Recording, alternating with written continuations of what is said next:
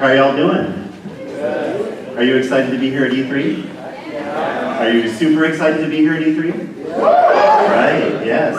I'm very happy to be here too, and I was laughing when I put on this microphone, because when priests use these microphones, we call them the Britney Spears microphone. So you want to hear Father sing something? Yes. All right, so our relationship with God is a story of love, right? It's about a love relationship. So you may have heard of this song called The Story of Love. You have to win a little, lose a little, and always have the blues a little. That's the story of, that's the glory of love. You have to laugh a little, cry a little, and always have the blues a little. That's the story of, that's the glory of love. As long as there's the two of us, we have each other's arms. And when the world is through with us, we've got each other's arms. You have to win a little, lose a little, yes, and always have the blues a little. That's the story of, that's the glory of love. That's the story of, that's the glory of love.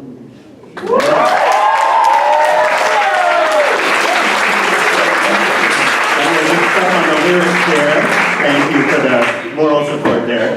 My name is Fr Adam MacDonald, and I am a missionary priest of the Society of the Divine Word. I was born and raised in a place called Flint, Michigan. You've never heard of it. We have no problems with our water. You're most welcome to come and visit. Born and raised in Flint, Michigan, and joined the Society of the Divine Word right out of high school. I was 17 years young. I felt God calling me to go on this mission, this adventure to discern my call. And here I am all these years later, ordained the last 17 years now as a missionary priest of the Society. We're a missionary group of missionaries of the Word of God, of the Divine Word to the world and its peoples. So we have 6,000 missionaries serving in 78 countries around the world, and I had the pleasure of serving in Japan and in the Philippines. So, watashi wa makarunado desu, yoroshiku onegaishimasu. Kung gusto niyong ibigay sa inyo itong pananalita sa Tagalog, pwede naman. So we can either give this talk in Japanese or Tagalog, you have a choice. Let's stick with English, okay? Part of the missionary life, you know, learning the language and the culture of the people we serve. So I was very, very humbled and honored when Catherine Lane, my friend, invited me to this talk. So I had the privilege of, I'll embarrass you, Catherine, to let everyone know that I directed you on a Visit Persons retreat once upon a time. And then I was at this place in North Georgia called Camp Covecrest, run by Life Team, right? Best camp ever.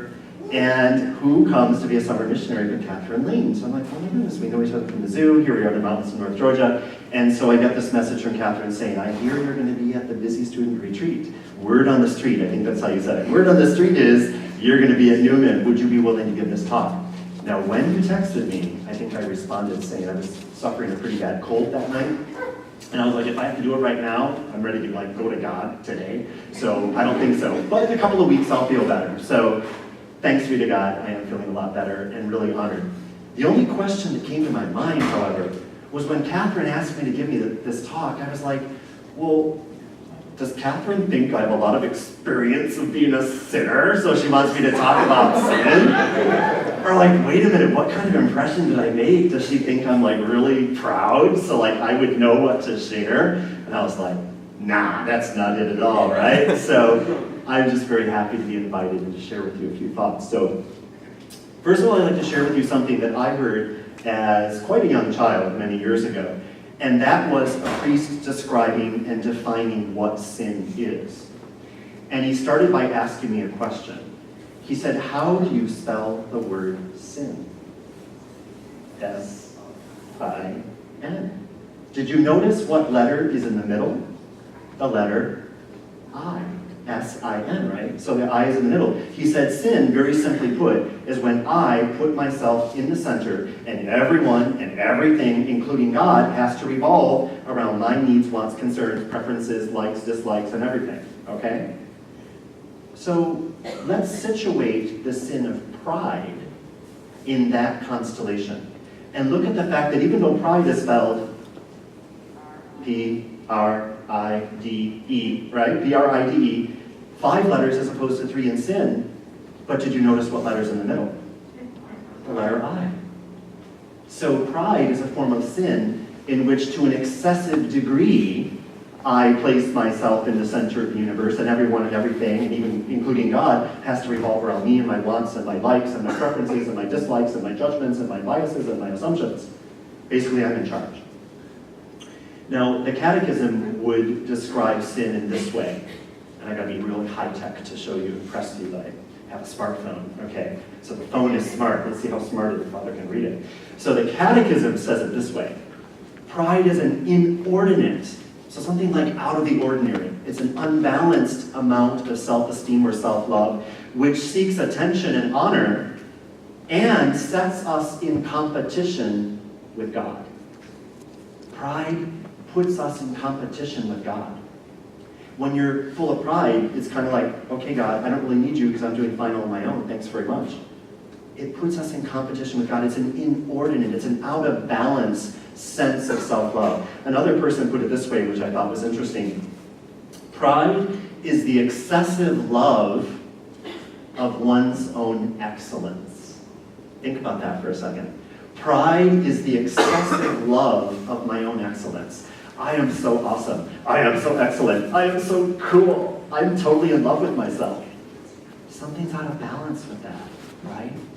So you've been talking in this series so far since last week about the vices and virtues, and that's really helpful for me because I wanted to situate pride within what I call the constellation of the deadly sins, as we call them. And how many sins are there that we're talking about when we say deadly sins?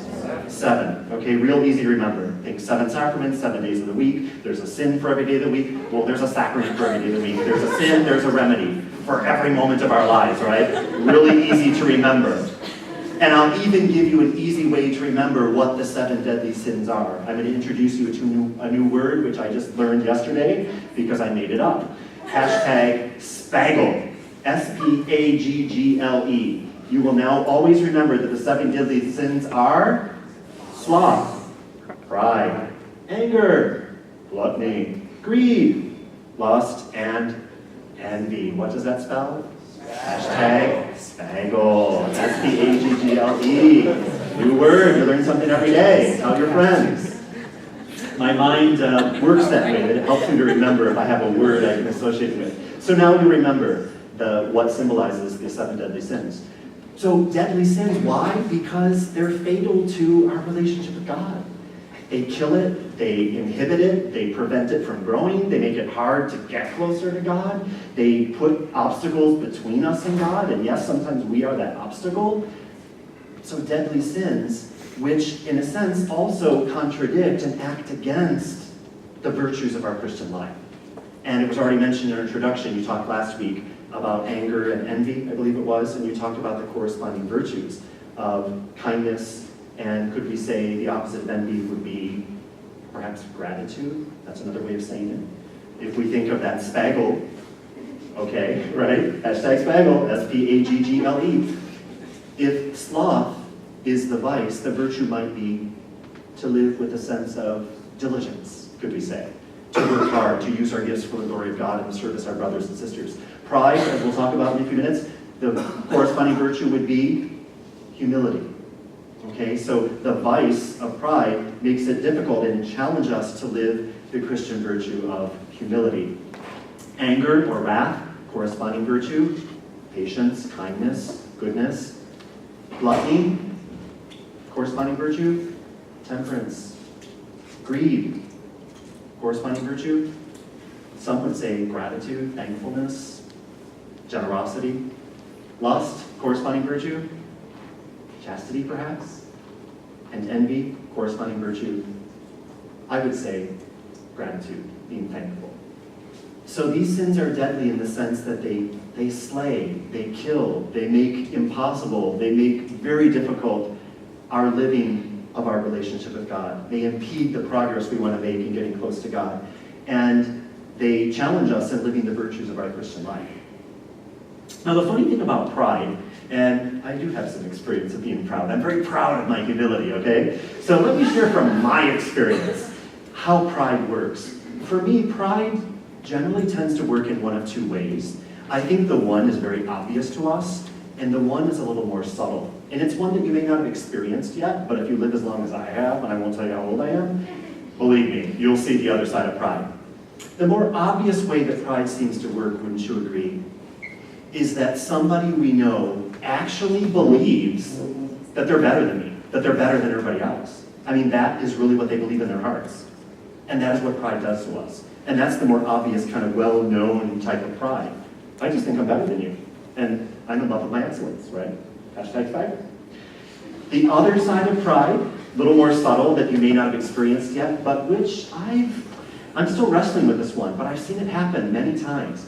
And that is that you meet a person that seems very prideful. They seem very proud. They seem very self-assured.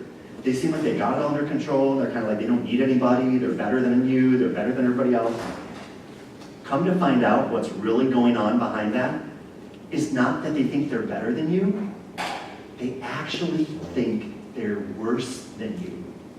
They think they are so unlovable and so unloved and so unworthy that they compensate for that terrible, painful feeling by acting as if they're God's gift to humanity. It's a very painful expression of pride. You can not only think that you are so good, you're in love with your own excellence, but pride can take you to another extreme, to think that you are the worst sinner ever, beyond what anyone has ever come up with in terms of sin, and that God couldn't possibly love you because you've just taken it to a whole other level.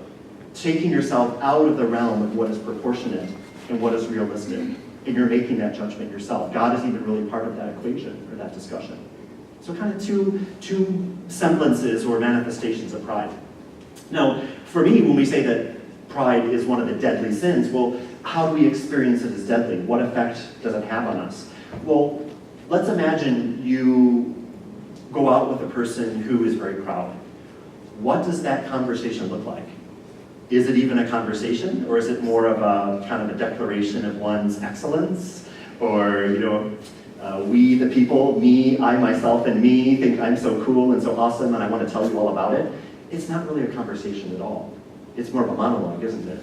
It's a person who is really in control of the conversation, who's really not interested in anything you have to say anyway, except in the opinion you want to give to affirm their thought that they're awesome, right? So pride can lead us to a great sense of loneliness and isolation. It can make relationships really difficult. Because relationships, last time I checked, really need to be mutual, like two people involved, sharing in a dialogue back and forth. I want to reveal myself to you. I also want you to tell me who you are, right? So it's a dialogue. Pride makes that really hard. We noted in the definition from the Catechism that pride leads to seeking attention. That can lead to making comparisons. That can lead to making judgments and assumptions and biases, some of which are known to us, some of which we're not even aware of. It can be really tiring to be in the presence of someone who is constantly judging and commenting and criticizing everything and everyone around the world, and you want to be friends with that person. So again, it makes relationship very difficult. It can also be very isolating and very lonely.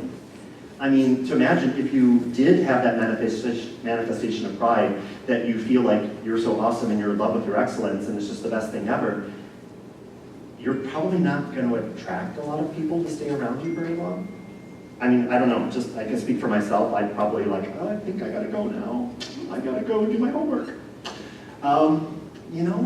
It can be isolating. Add to that the fact that pride can have the effect of making us feel that we don't need other people in the first place.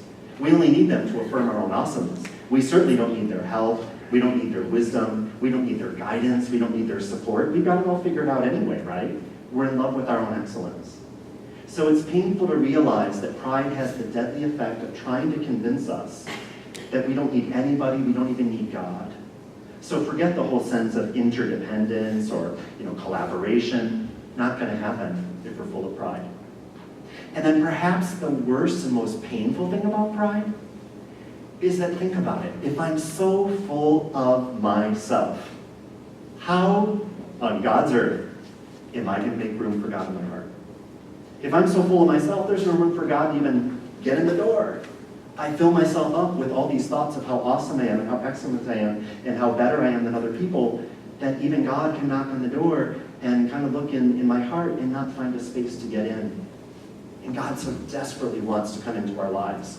And we can either help or we can hinder. We can either open the door or we can keep it shut or slam it in God's face. That's our free will to do so. And pride, my brothers and sisters, makes it especially difficult to open the door to Christ. So what would be then the remedy for pride? How do we grow in a sense of the corresponding virtue of humility? From the word humus, of the earth. I like to eat hummus, that's from the earth too, right? We make it with our own hands. Humus, hummus, from the earth, of the earth. To keep ourselves grounded in the awareness that we hear every Ash Wednesday as we get those wonderful ashes on our forehead, you are from dust and to dust you shall return. The grounded awareness that we didn't make ourselves. I didn't make my own life. I didn't just decide to come into being to show off to the world how awesome I am. My life is the consequence of God's love for me through my parents who loved each other enough to unite through marriage and conceive me in the womb of my mother, to love me into existence, to bring me into this world. And what I do with that then, of course, is going to be a result of a lot of choices I make and circumstances and factors in the world. But the gift of life itself is not something that I chose, that I asked for, that I even deserved. It's a pure gift. So how do I reclaim the fact that life is a gift? How do I return to that grounded reality that God is the creator, I'm the creature, God created me, I'm created to live in the image and likeness of God and to love God and serve God and give worship and praise to God and service to my sisters and brothers. I'm called to make something of my life, to make something of this gift so that it may give God pleasure and service to others, to make a difference in our world. How do I do that? It's actually very simple. And yet, in its simplicity, it's very hard. The easiest way to be humble, you can probably imagine what I'm going to say. If pride is putting myself at the center, humility is to do what? It's to put God and others first. It sounds super simple, right? But it's super hard. Think about it the next time you drive here for church on a Sunday and you're in the parking lot after Mass. I often say that the most difficult part of the week to be Catholic is the 5 minutes after Mass when you're trying to get out of the parking lot. Because everything you just heard in church and everything you prayed and thy will be done kind of goes out the window when you're trying to get out and someone cuts you off. What would it look like to just yield? Give way. Let someone go first. You know, you're probably going to meet them at the next corner at the stop sign anyway. They're not going to get too far. What would it look like to yield, to give way? You see those yield signs everywhere, right? We need to yield to God. We need to give way so that God can come into our lives, into our hearts. Why not start doing that with one another? It sounds simple, but it's hard to do, right? Imagine the next time you're on the highway, and I drive a lot, right? So I have this all the time. I'm like trying to merge into traffic, and these people are like barreling down in the right-hand lane. There's like no way to even get in, you know? What would it look like if people just looked out for each other and said, you know, what would it hurt to let this person go first? To make the choice to let someone go first. Easiest and yet sometimes most difficult way to be humble, to put others first. What would it look like to hold the door for someone? To pull out a chair for a young lady as she sits down, to do an act of kindness? What would it look like to help someone carry a box they're struggling with? What would it look like to make a phone call to that friend that we didn't see today and we're kind of concerned, where are they? And rather than judge them, well, they didn't show up, and kind of reach out and say, hey, I missed you tonight. I hope everything's okay. What would it look like to put the needs, the concerns, the fears, the joys, the problems of others in first place for a change? What do I lose? Not a whole lot. Maybe I lose some of my pride, right? But what I gain is so much of an opportunity to grow in mutual love and affection. So it's simple, and yet it's profound. And it's really about making choices. Sometimes you just have to choose to be humble. I can give you an example. When I was on mission in the Philippines, I was sharing this at dinner tonight. I think Sister Mary Claire is here with us too, a busy person, retreat director. Can we give a little shout out to Sister Mary Claire?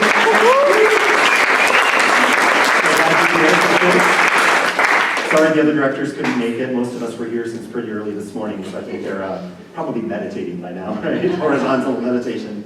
So when I was on mission in the Philippines, I was telling them at dinner tonight that basically my pride was kind of fed by the culture which promotes and lifts up religious as being like God himself, or the equivalency of royalty.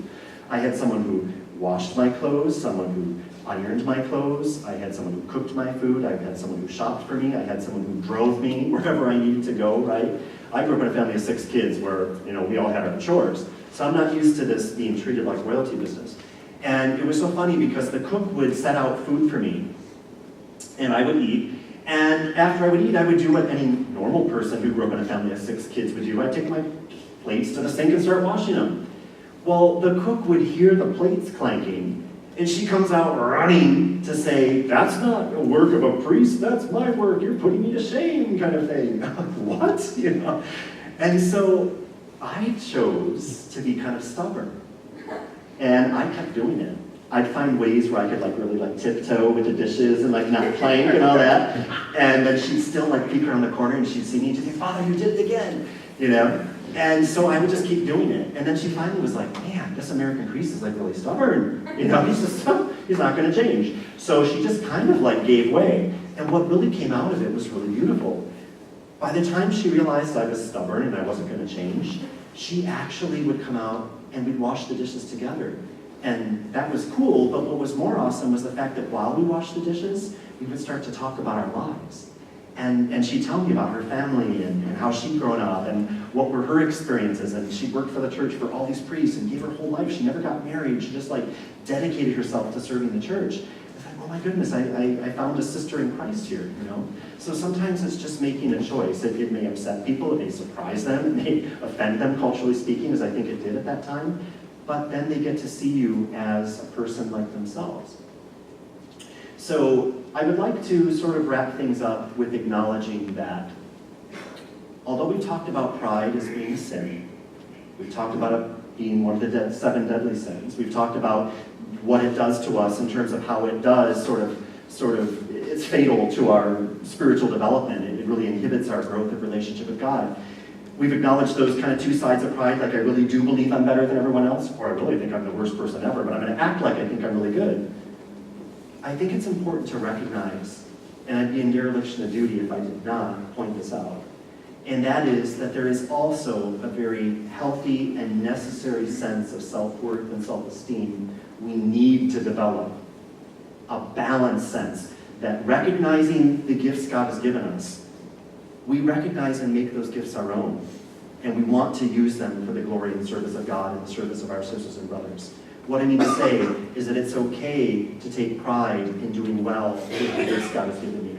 It's important to acknowledge that God has given me the gift, and I want to cultivate and use that gift, not just for my own glorification, but so that I can become the best, most true and authentic self that I was created to be, and at the same time, give glory to God and service to others. So I think it's just important to mention that.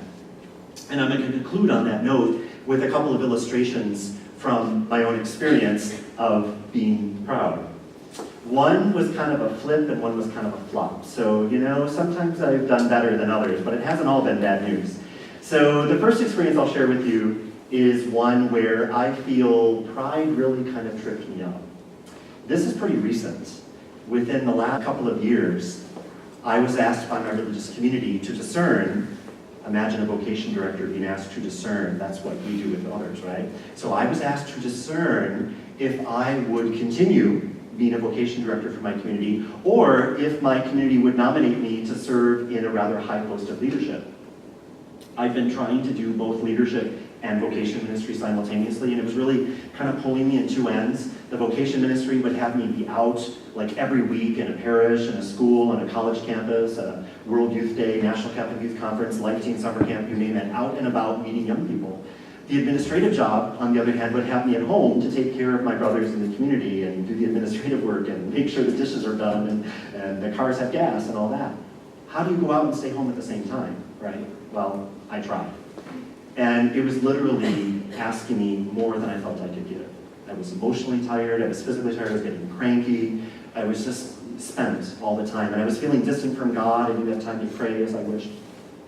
And so I thought the opportunity to discern this was probably a good thing. Well, here's where pride comes in. In the course of the 2-year process, pride worked on me in the sense of trying to convince me that I really am so awesome that that's why the community wants me to be their leader, okay? Because they didn't just nominate me to be the provincial superior, which is like the CEO of all the missionaries in North America. I mean, that's like a pretty big job. But simultaneously, they then nominated me to be the local leader of missionaries, one community in New Jersey, one in Chicago, one in Iowa. I mean, like, I kept getting all these phone calls like, oh, you're so awesome, we want to nominate you for this, would you stand for election? And then there was this national organization in Chicago that wanted me to apply to be their executive director. And then our retreat house in Massachusetts called and said, we've discerned that you would be the perfect person to direct our retreat center. And all of a sudden, I felt like Jesus when he was tempted in the desert and was led by the devil to the top of the mountain and was shown all the kingdoms of the world and said, just bow your knee to me and this will all be yours. And I was like, man, take my choice. This is awesome. I am so good. They want me for all these things. Well, in the end, man, I felt a real sense of emptiness.